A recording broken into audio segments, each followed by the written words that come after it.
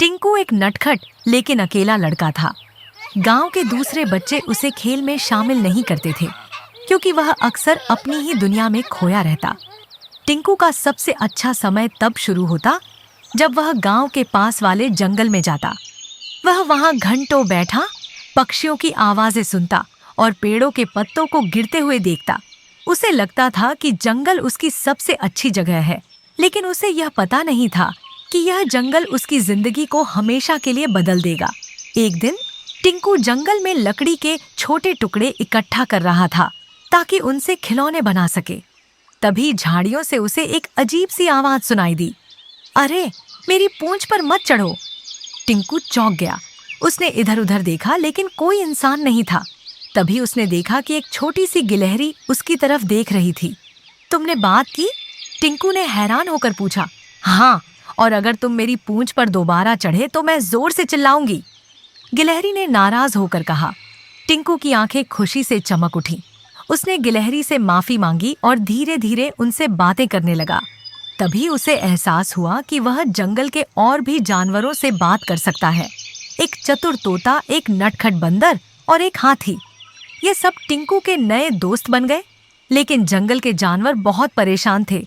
उन्होंने टिंकू को बताया कि गांव का एक लालची लकड़हारा भोला पूरे जंगल के पेड़ों को काटने की योजना बना रहा है। अगर उसने पेड़ काट दिए तो हम सब बेघर हो जाएंगे। हाथी दादा ने दुखी होकर कहा। हम ऐसा नहीं होने देंगे, टिंकू ने बहादुरी से जवाब दिया। टिंकू और उसके दोस्तों ने लकड़हारे को सबक सिखाने के लिए एक योजना बनाई। अगले दिन लकड़हारा कुल्हाड़ी लेकर जंगल में आया। उसने सबसे बड़ा पेड़ काटने की कोशिश की, लेकिन जैसे ही उसने कुल्हाड़ी उठाई, गिलहरी ने दौड़कर उसकी कुल्हाड़ी छिपा दी। वह परेशान होकर औजार ढूंढने लगा। इसी बीच तोते ने उसकी टोपी चुरा ली और उसे इधर उधर दौड़ाने लगा।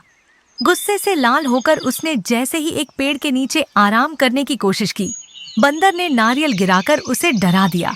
लकड़हारा चिल्लाया, यह जंगल भूतिया है, यहाँ पर अजीब अजीब चीजें हो रही हैं। तभी टिंकू उसके पास आया और कहा, लकड़हारे भैया, यह जंगल हमारा घर है। अगर आप इन पेड़ों को काट देंगे तो जानवरों और इंसानों दोनों की जिंदगी मुश्किल हो जाएगी। पेड़ सिर्फ लकड़ी नहीं, हवा और जीवन भी देते हैं। लकड़हारा टिंकू की बात सुनकर चुप हो गया। उसने चारों ओर खड़े जानवरों को देखा और डर के मारे कहा, ठीक है, मैं वादा करता हूँ कि अब इस जंगल को नुकसान नहीं पहुँचाऊंगा।